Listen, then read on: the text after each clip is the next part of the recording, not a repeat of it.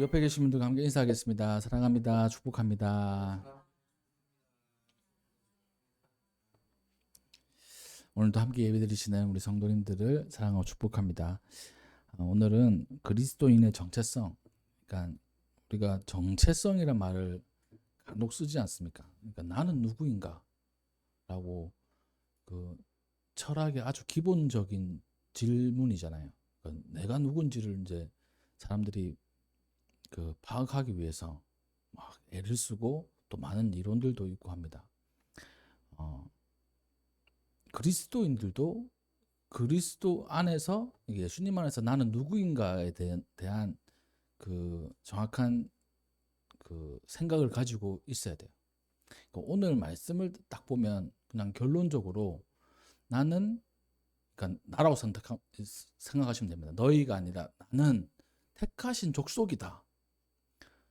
또 나는 왕 같은 제사장이다. 나는 거룩한 나라다. 나는 하나님의 소유된 백성이다. 이제 이 네 가지를 알려주고 있는 겁니다. 그러니까 족속이고 제사장이고 나라고 백성이다. 이렇게 얘기를 하고 있어요. 말씀을 하고 있어요. 근데 나는 그냥 개인인데 족속은 한 핏줄로 연결된 좀 쉽게 말하면 가문이지 않습니까? 나는 개인인데 나를 보고 왜 가문이라고 얘기하지? 나는 평신도인데 왜 제사장이라고 얘기하지? 또 나는 나라가 아니고 그냥 한 시민이고 국민인데 나라라고 얘기하고, 또 거룩한 백성이다, 소유된 백성이다, 이렇게 왜 하나님께서 말씀하실까? 그것을 한번 살펴보고자 하고요. 그리고 또 이어서 이렇게 하나님께서 우리의 정체성을 만들어 주신 이유가 우리가 어두운 데에서 불러내어 가지고 그의 기이한 빛에 들어가게 하신 아름다운 덕, 그러니까 하나님께서, 예수님께서 하신 그 업적이라고 생각하면 됩니다. 나를 위한 업적들, 그 중에 최고는 구원하신 거지 않습니까? 그것을 선포하게 하려 하는 하나님의 계획이 있다는 거예요. 그래서 그 말씀을 함께 은혜를 나누고자 합니다.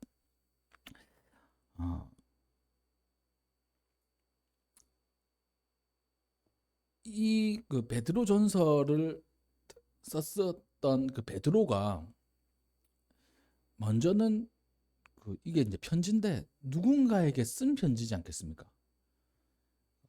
이 편지 써보신 적 다들 있으시잖아요. 그럼 편지를 쓴다는 거는 대상이 있습니다. 대상. 누군가가 씁니다. 요즘에는 손편지 쓰는 일이 거의 없잖아요. 저도 어릴 땐 손편지를 제법 이렇게 썼었는데 어른이 되고 이제 큰 다음에는, 이제 시간이 지난 다음에는 쓴 일이 거의 없습니다. 우리 아이들 손편지 쓰는 일 거의 없어요. 손편지라고 하기에는 어색한 카드 정도, 어버이날, 뭐 생일 이럴 때 아주 간단하게 아버지, 아빠, 엄마 저희를 낳아주셔서 길러주셔서 감사합니다, 이 정도. 긴 장문의 편지를 이렇게 쓰는 일이 없어요. 요즘 애들은 뭐 전달하고 싶으면 이제 문자로 하면 되니까. 저도 가만히 생각해보면 손편지를 군대 이후로 쓴 일이 있나? 군대에서는 이제 편지밖에 없으니까 전화도 뭐 하기는 하지만 지금은 뭐 핸드폰도 가지고 있다 하더라고요, 군인들이. 그때 당시는 핸드폰이라는 것 자체가 없었습니다. 그리고 전화도 한 막사에 한 대 있어가지고 함부로 이등병이나 쫄병 때는 함부로 할 수도 없어요. 그래서 이제 저희 부모님하고 이제 약속을 했죠. 일주일에 한 번 정도 내가 전화하겠다. 그래서 콜렉트 콜, 그러니까 받는 사람이 돈 받는 거 콜렉트 콜로 전화하고, 그 친구들한테 전화하면 콜렉트 콜로 전화하면 안 받고 막 이렇게 친구들이 그랬었어요. 받는 친구도 있었지만. 그래서 참 잘 받아줬던 그 친구 친구에게는 제가 그 제대를 하고 밥을 사줬습니다. 그랬더니 그 친구가 많은 그 내가 콜렉트콜로 진짜 전화를 많이 받았는데 이걸로 감사하는 애는 니밖에 없다 이렇게 얘기를 하더라고요. 그 교회 친구들이었는데 하여튼 그 전화를 하고 손편지는 되게 이렇게 그때 이후로 안 써봤어요. 이렇게 편지를 쓴다는 거는 그 누군가에게 쓰는 겁니다. 그러니까 누군가에게 하고 싶은 말을 쓰는 거잖아요. 나의 마음을 쓰기도 하고 또 그 누군가에게 그 위로와 격려와 사랑과 메시지를 담아가지고 쓰는 겁니다. 그 베드로전서의 베드로 사도가 이때 당시에 이 성도님들에게 쓴 편지인데 그 상황을 보면 이 로마라는 제국이 세계를 통치할 때입니다. 그리고 많은 유대인들 또 유대인 속에서 기독교인들 중에 이제 유대인도 있고 이방인도 있는데 기독교라는 그 종교를 가지고 있는 것만으로도 핍박을 받는 그런 시기였습니다. 우리가 간혹 TV나 영화 같은 데 보면 로마 시대에 그 기독교인들이 박해받고 또 노예들이 박해받는 그러한 영화들 있지 않습니까? 막 그 원형 경기장에 사자 풀어놓고 막 그러는 거. 또 막 십자가형에 처하고 그러한 그 사람들에게 쓴 편지글인 거예요. 그분들은 초대교회에 흩어진 그 성도님들은 신앙을 지키기 위해서 목숨을 걸었던 사람들입니다. 그래가지고 목숨을 걸고 자유롭게 찬양하고 예배하기 위해서 땅으로 들어갔던 거예요. 땅을 파가지고 땅 속에서 살았습니다. 땅 속에서도 어떻게 살까요? 땅 속에서 진짜 살기 힘들지 않습니까? 습하기도 습하죠. 공기도 잘 안 통할 거 아닙니까? 그래서 전염병이 돌면 거기 있는 공동체는 싹 다 이렇게 전멸할 거예요. 그런데도 그 신앙을 지키기 위해서 땅을 파가지고 그 안에서 그 신앙생활을 했습니다. 하나님을 찬양하고 주께 예배드렸어요. 주의 성찬을 이렇게 나누고. 그래서 그 사람들이 정말 그 하나님 안에서 순결한 신앙을 지키고 그런 인생을 살아가다가 이렇게 그 기독교가 세상 밖으로 나오게 되고 그 전 세계로 퍼져나가는 그런 귀한 역사들이 일어났습니다. 정말 사회적으로는 보잘것없는 사람들, 또 그 소외되고 핍박받고 또 눈치 보이던 그런 사람들에게 이 베드로 사도가 이렇게 편지를 하는 거예요. 나는 진짜 아무것도 아니야. 나는 노예야. 나는 진짜 가진 거 아무것도 없어. 그런 사람들에게 베드로 사도가 오늘 본문 말씀을 얘기해 주는 겁니다. 너네 아무것도 아니라고? 아니야. 너희는 족속이고 제사장이고 나라고 백성이야. 아무것도 아니라고 생각하지 마. 이렇게 얘기하는 거예요. 즉, 이 말씀을 보는 우리에게도 얘기하는 겁니다. 하나님께서 말씀하세요. 너네 스스로가 판단할 때 아무것도 아닌 것 같지. 참 부족하고 참 할 줄 아는 거 없고 소외되고 외롭고 그런 것 같지. 아니야. 하나님의 영적인 이 그 반전의 역사가 오늘 본문 말씀 안에 들어가 있는 겁니다. 그래서 그 네 가지 정체성을 한번 한 가지씩 살펴볼 텐데 먼저는 그 우리를 족속이라고 하십니다. 택하신 족속이라고 되어 있어요. 이 게노스라는 말이 그 가문 혹은 인종, 혈통 뭐 이런 뜻입니다. 이 족속이란 말, 가문, 인종, 혈통이라는 그런 뜻을 가지고 있어요. 그리고 이 택하신이란 말은 에클렉톤이라고 해가지고 이 원어의 뜻을 보니까 이 바크로라는 말하고 뽑아내다는 말이 합쳐진 말이에요. 바크로 뽑아냈다는 말이에요. 즉 이걸 이제 그냥 직역을 하면 어디 안에 있는데 끄집어낸 겁니다. 이렇게 하나님께서 우리를 죄악 가운데서 또한 슬픔 가운데서 고통 가운데서 끄집어내셔가지고 혈통을 만들어 주신 거예요. 이 혈통은 예수님의 피, 그리스도의 보혈, 예수님 안에서 한 이 가문을 만들어 주신 겁니다. 사실 우리가 같은 가문은 아니잖아요. 여기 계신 모든 분들이 같은 혈통이 아닙니다. 근데 예수님 안에서는 한 가문인 거예요. 그래서 교회 공동체에 많은 분들이 이제 가족이라고 얘기하는 이유가 예수님 때문에 우리가 가족이 된 겁니다. 실제로는 아니지만 예수님으로 인해서 우리가 가족인 거예요. 그래서 예수님께서, 하나님께서 그 죄악 가운데 있는 사람을, 나를 이렇게 끄집어내신 겁니다. 그게 바로 택하신 이 족속이란 뜻이에요. 우리가 그 길가에 보면 인형 뽑기 있지 않습니까? 인형 뽑기를 보면 저도 뭐 해본 적이 있는데 잘 안 되더라고요. 잘 뽑아야 되잖아요. 그러니까 딱 선택한 게 있습니다. 아, 저거 뽑아야 되겠구나. 저게 이제 뽑히기 좋겠구나. 이제 그걸 이제 하는 거예요. 근데 잘 안 뽑히죠. 그러니까 우리가 뭔가를 선택하고 뽑을 때 아무거나 이렇게 뽑지 않습니다. 그러니까 하나님께서도 그냥 막 마구잡이로 이렇게 뽑으신 게 아니에요.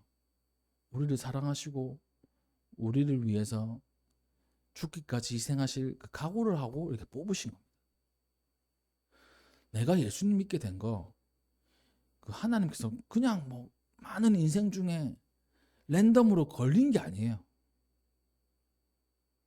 하나님의 지극한 사랑이 이게 담겨져 있는 겁니다. 그러니까 우리는 그냥 흘러가는 인생이 아니고 그냥 막 소외되어서 낙심해서 쓰러져 있는 인생이 아니라는 거예요. 하나님께서 선택하신 족속이라는 겁니다. 선택한 사람이라는 겁니다. 하나님의 사랑을 담아가지고. 근데 이 말씀을 한번 좀 더 구체적으로 본다면 그 앞전에 있는 말씀을 우리가 볼 수 있어요. 택하신 족속이다 라고 했을 때 여기에 보면 여기 4절 말씀에, 베드로전서 2장 4절 말씀에 이렇게 기록하고 있습니다. 사람에게는 버림바 되었으나 하나님께는 택하심을 입은 보배로운 산돌이신 예수께 나아가, 이렇게 돼 있어요. 그러니까 앞에는 예수님에 대해서 설명을 하고 있거든요. 예수님께서 돌이 되시고, 이 돌이라는 것은 모퉁이 돌을 얘기합니다. 이 모퉁이 돌은 만약에 육면체에 그 건축이 있다면 그 코너에 그 기둥 또 그러니까 옆에 있는 벽들을 연결해주는 기준과 같은 돌이에요. 그 모퉁이 돌을 기준으로 이쪽 벽, 이쪽 벽 이렇게 나눠지는 겁니다. 이 모퉁이 돌입니다. 그래서 모퉁이 돌은 이 건축하시는 사람들이 잘 골라요. 이거 모퉁이 돌은 쓸만하겠다. 그래서 그 영어로 하면 코너스톤입니다. 코너스톤. 코너에 이렇게 하는. 거기에 그 자기의 사인을 하는 거야. 머릿돌. 모퉁이의 머릿돌이란 말이 그겁니다. 머릿돌은 몇 년, 몇 월, 며칠 이걸 세웠다. 이거 쓰는 거잖아요. 예수님께서 그 모퉁이 돌의 머릿돌이 되신다는 이야기를 하고 있으면서 그 예수님께서 사람들에게는 버림받았지만 하나님께는 택하심을 입었다. 이렇게 돼 있어요. 예수님의 인생을 보면 사람들이, 다른 사람도 있었지만 결과적으로는 버림받았습니다. 십자가를 지셨어요. 나를 위해 십자가 지셨지만 그 사람들, 그때 당시의 사람들은 예수님을 다 외면했습니다. 제자들도 다 배신했어요. 근데 하나님께서는 그 십자가의 예수님을 다시 살리시고 구원자로 삼아 주셨습니다. 그리고 우리가 그 예수님을 믿는 거고요. 그러니까 택하신 족속이란 이 뜻이 이 예수님의 모습을 통해 가지고 우리에게 다가오는 거야. 예수님도 사람들에게 버림받았잖아. 근데 하나님께서 버리시지 않으셨어. 예수님을 다시 부활시키시고 지금 하나님 우편에서 우리를 위해서 중보하고 계셔. 하나님, 예수님도 다시 살리시고 건져내시며 택하신 것처럼 너희들도 나도 택하셨어. 이것을 얘기해 주는 겁니다. 바라기는 우리 성도님들, 나는 하나님께서 선택한 사람이다라는 그 자부심, 또 그 마음이 가득해가지고 인생 가운데 참 자존감이 떨어지고 또 막 우울하고 또 힘들고 이럴 때 이걸 한번 선포해 봤으면 좋겠어요. 나는 하나님께서 선택된 백성이다. 택하신 족속이다. 이것을 선포할 때 우리 가운데 우리를 억누르고 있는 그 많은 무거운 것들이 다 사라질 줄 믿습니다. 이러한 우리 삶을 살아야 돼요. 두 번째, 왕 같은 제사장들이다 라고 이렇게 얘기합니다. 이 왕 같은 제사장이란 말에 왕은 이 왕의 아니면 왕실의 왕궁이란 뜻의 이 단어는 좀 희한한데 형용사이면서도 명사의 역할을 하는 그런 단어예요. 또 제사장들이라고 얘기했습니다. 그러니까 단수가 아니에요. 복수예요. 공동체를 얘기하는 겁니다. 이거를 이제 두 가지로 해석할 수 있어요. 왕의 역할을 하는 제사장이다. 이렇게 볼 수도 있고, 아니면 그 왕실에 소속된 제사장들이다. 이렇게 번역할 수도 있습니다. 두 개 다 번역이 가능해요. 근데 뜻에서는 이 왕실에 소속된 제사장들이라고 이렇게 번역하는 게 좀 더 나을 것 같습니다. 이 왕은 누구십니까? 바로 하나님이시죠. 이 하나님께 속한 제사장의 역할을 하는 거예요. 우리는 다 제사장들입니다. 그러면 그럼 목사님은 뭡니까? 저도 제사장이고 우리 성도님들도 제사장이에요. 구약을 넘어서 이제 예수님 이후로는 다 제사장입니다. 그럼 제사장이 하는 역할이 뭡니까? 제사장은 제사를 드리는 사람인 거예요. 우리의 역할이 뭐냐면 하나님께 제사를 드리는 겁니다. 근데 우리는 제사를 드리지 않잖아요. 근데 예배를 드립니다. 그 얘기를 하고 있어요.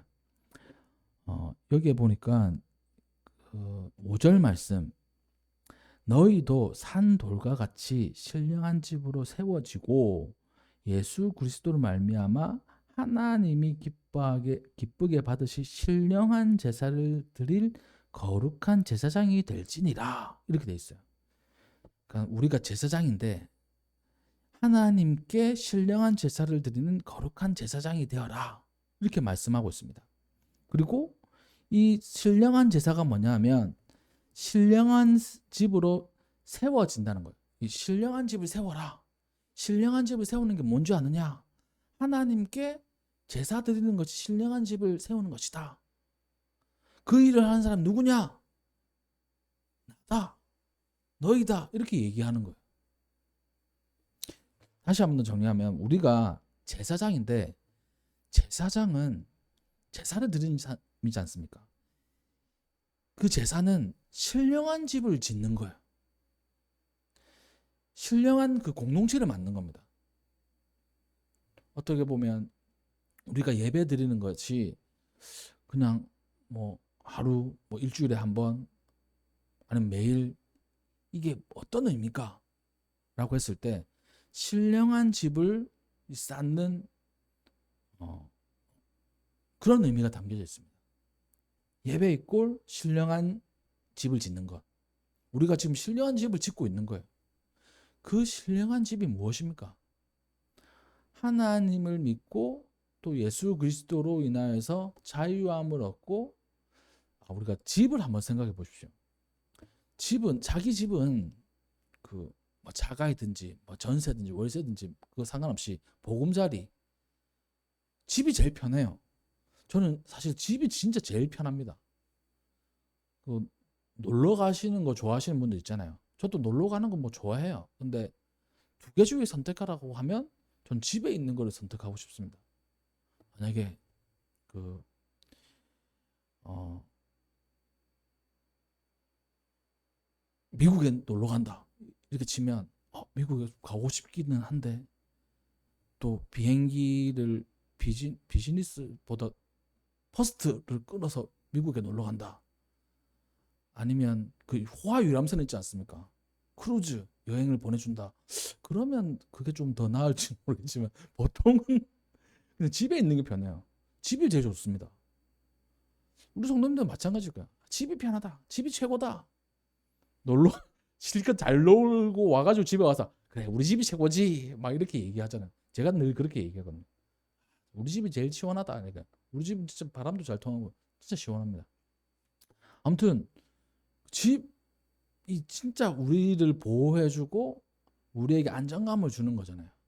우리 인생 가운데 불안한 거 엄청 많지 않습니까?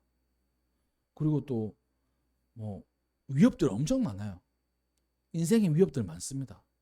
건강의 위협도 있고요. 또 여러 가지 위협들이 있어요. 문제들이 있어요. 근데 집은 그걸 보호해주는 거지 않습니까? 우리가 드리는 예배가 그러한 집을 쌓아가는 거예요. 돌 하나하나씩 이제 올리고 있는 것이 바로 우리의 예배라는 겁니다. 그래서 예배를 그냥 단순히 하나님을 찬양하는 거 그것뿐만 아니라 우리의 보호 또 우리를 지켜주고 우리의 마음의 평안을 주는 그 집을 쌓는 일이 바로 이 예배라는 거예요. 그래서 우리가 예배를 잘 드려야 됩니다. 우리를 제사장으로 만드신 것은 우리를 막 사용하셔가지고 부려먹으려고 하신 게 아니고 우리의 집을 쌓기를 원하시는 하나님의 뜻이 있는 거예요. 제사장 하면 구약의 제사장은 피칠갑이었어요. 짐승들 계속 잡아야 되니까. 그러니까 그 옷에 피가 묻어 있고 또 그 주변에는 피 비리는 데가 진동합니다. 근데 그런 제사장 아니에요. 하나님 앞에 신령한 제사장, 이 선택된 제사장은 신령한 집을 짓는 사람들입니다. 예배를 드리면서. 그건 우리를 위한 겁니다. 하나님께서 우리를 보호하시기 위해서, 우리에게 안식을 주시기 위해서 그 집을 짓게 하는 제사장으로 삼으신 거예요. 즉 우리가 평안과 안식을 누리기 위한 너희는 제사장이다 라고 말씀하시는 겁니다. 저는 이제 뭐 되게 이렇게 생각했어요. 너희가 제사장이다 라고 하면 일 시켜 먹으려고 이렇게 하는 줄 알았습니다. 제사장, 나도 제사장, 우리 성도님도 제사장 같이 일해야죠. 제사장이니까.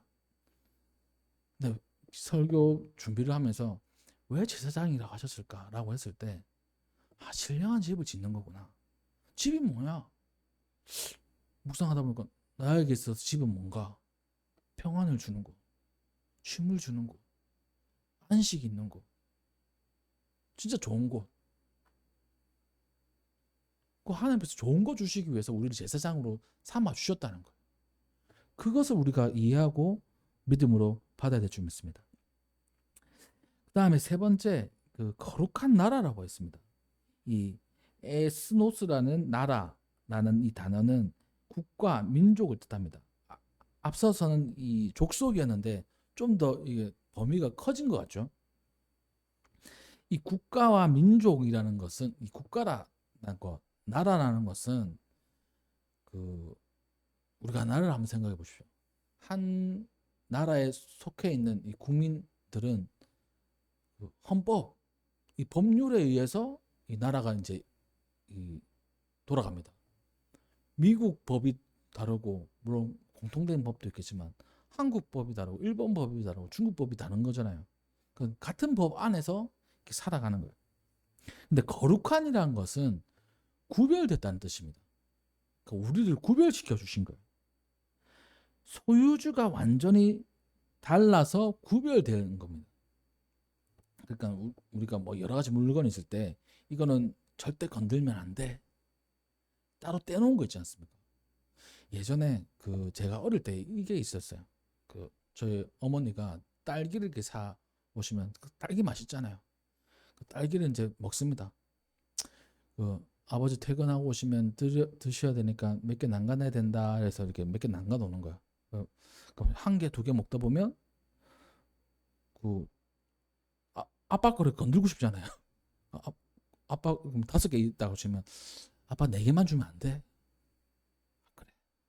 아빠 4개만 드리자. 한 개 먹어요. 3개만 주면 안 될까? 또 먹어요.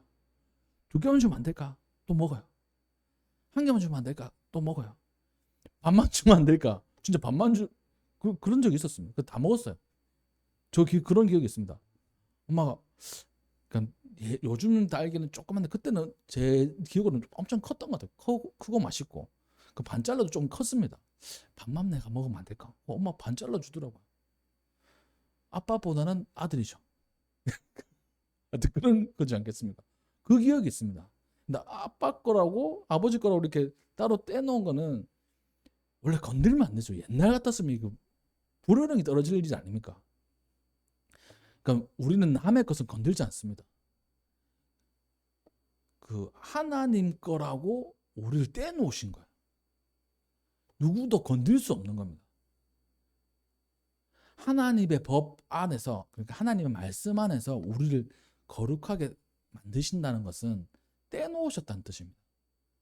이 거룩하다는 말을 들으면 우리 좀 약간 피곤하잖아요. 거룩하게 살아가야 될 것 같고 막 길 가다가도 뭐 마음대로 못할 것 같고 피곤합니다. 근데 또 다른 측면에서는 하나님께서 하나님 거라고 따로 떼놓으신 거예요. 야, 너네 사탄 마귀 건들지 마. 이 내 거야. 이렇게 떼놓으신 거예요. 묵상하다 그런 마음을 가지게 되었습니다. 실제로도 그렇고요. 도덕적으로 완벽함보다 완전히 그냥 소유주가 달라가지고 구별해서 떼놓았다는 그런 의미가 가지고 있습니다. 그리스도인들은 세상이라는 이 땅 안에서 흩어져 살지만 이 본질적으로는 세상과 다른 법 체계에서 살고 있어요. 그 법은 하나님의 말씀의 법입니다. 복음의 법이에요. 하나님의 통치를 받는 겁니다.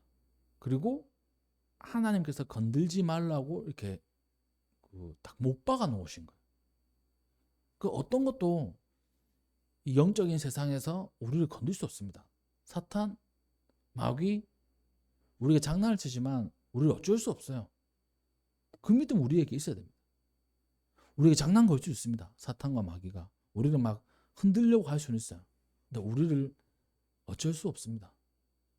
우리가 어쩔 수 없는 그 사탄 마귀에 막 현혹돼 가지고 막 쓰러질 뿐이지 실제로는 어쩔 수 없어요. 사자가 우리 안에 있는 사자가 아무리 막 난폭하고 굶주려 있다고 하더라도 튼튼한 우리가 있으면 밖에 있는 사람을 해할 수 없잖아요. 그런 거와 똑같습니다. 우리 안에 있는 사탄 마귀를 바라보며 우리가 겁먹은 거예요. 그게 이제 사탄의 계략이기도 하고. 거룩한 나라라는 것은 하나님께서 내 거니까 손대지 마라는 그런 뜻을 가지고 있는 겁니다. 내 법 안에서, 내 말씀 안에서, 나의 사랑 안에서 얘네들 건들지 마 라고 이렇게 못 박아 놓으신 거예요. 그리고 마지막으로 그의 소유된 백성입니다. 이 라오스라는 말은 소유가 된다면 특별한 목적을 가진 백성을 뜻합니다. 또 이 사방으로부터 둘러싸서 보호하다는 그런 뜻을 가지고 있어요. 그리고 또 이 소유된다는 말은 막대한 값을 치르고 샀다는 의미가 있습니다. TV 같은데 보면 노예상에서 노예를 이렇게 돈 주고 이렇게 사잖아요. 은 30, 뭐 이렇게 은 30이 노예 사는 돈이거든요. 근데 막대한 돈을 주고 이렇게 그 자기 거로 만든 거예요. 그러니까 하나님께서 그냥 우리를 내버려 두시고 죄의 노예로, 세상의 무거운 짐의 노예로 살아가게 두실 수도 있는데 막대한 것을 지불하고 자기 걸로 만드신 겁니다. 그게 그의 소유된 백성의 뜻이에요. 앞에 있는 그 거룩한 나라와 일맥상통하죠. 내 거. 하나님 거, 우리가 하나님 거라는 겁니다. 값진 대가를 치르고 사와서 보물처럼 간직하는 백성. 어떻게 보면 원어를 그 의미 그대로 직역하면 그런 뜻이에요. 그의 소유된 백성은 값진 대가를 치르고 와가지고 보물처럼 간직하는 백성이다. 나를 보물처럼 간직하고 싶어 하시는 하나님의 마음이 담겨져 있는 겁니다. 독생자 예수님의 피라는 막대한 값을 치르고 우리를 그 피로 사셨어요. 또 누구도 손댈 수 없도록 이 사방으로 보호하시는 그 하나님의 이 보물이 되었다는 사실을 우리에게 알려주고 있는 겁니다. 그러니까 그냥 백성이 아니라 살아가는 그 시민이 아니라 아주 특별한 백성인 거예요. 특별한 사람들. 그러니까 이 정체성들을 우리가 잊고 살았다면 이번 한 주간 동안 이 세상 앞에서 나는 정말 하나님 앞에서 하나님께서 선택하시고 그 뽑아내신 나다. 자기 이름 넣는 거야. 박준, 하나님께서 뽑아내신 사람이다. 그 많은 사람들 중에 나를 뽑아내셨다. 또 이 박준, 하나님께서 정말 하나님의 집을 그 만드는 일을 하게 하기 위해서 또 거룩한 집을 만드는 일을 하기 위해서 제사장으로 삼으셨다. 또 나는 하나님께서 거룩하게 하시기 위해서 손대지 말라고 이렇게 그 엄포를 놓으시는 그런 사람이다. 하나님께서 값진 대가를 치르고 나를 사셨다. 이 사실을 우리가 이번 한 주간 동안 우리 삶 가운데 선포하면서 그 약해질 때, 또 무기력할 때, 또한 그 낙심이 찾아올 때 이 말씀으로 우리가 승리해야 될 줄 믿습니다. 그 말씀을 정리하겠습니다. 하나님께서 이 핏값으로 사서 보물처럼 아끼시는 왕실의 제사장 같은 우리, 이 아주 귀한 존재라는 사실을 우리는 잊지 말아야 돼요. 자존감이 떨어질 때 내가 하나님의 사람, 하나님께서 정말 그 우리를 사랑하시고 나를 사랑하시고 나를 위해서 죽기까지 이렇게 헌신하신 그것으로 나를 이제 선택하신 거잖아요. 아주 값어치 있는 사람임을 우리는 기억해야 될 것입니다. 그리고 그 값어치 있는 사람이 하나님께서 나에게 하신 그 오늘 본문 말씀에 어두운 데서 불러내어 그의 기이한 빛에 들어가게 하시니 그 예수님의 아름다운 덕을 선포하게 하신다. 그러니까 이 아름다운 업적들을 우리는 선포하는 거예요. 그 일을 이번 한 주간 동안 우리가 해야 될 것입니다. 그럴 때 정말 인생 가운데 어둠이 다 몰아져 내나가고 또 하나님께서 비춰주시는 빛이 임해서 우리 성도님들 한 주간이 더욱더 빛나게 될 것입니다. 그러한 은혜가 함께 하시기를 주님의 이름으로 축복합니다. 네, 기도하겠습니다.